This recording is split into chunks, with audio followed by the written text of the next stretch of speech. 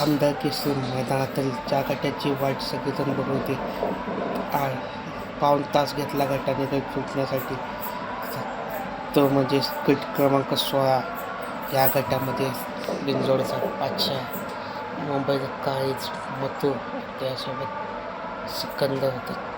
छान अशी गाडी गटपास झालेली आहे. स्पीड छान लागलं गाडीला. बाजूच्या गाडीने पण छान अशी लढत दिली पण बाजी मारली म्हणजे बिनजोडच्या 500 मथुरने छान अशी गाडी पाहिली. आज गटपास झालेली आहे गाडी. तुमचं काय मत आहे कमेंटमध्ये सांगा. कसं स्पीड लागलं होतं गाडीला. खूप वेळ घेतला गट सुटण्यासाठी पण सगळ्यांची जी इच्छा होती तेच झालं.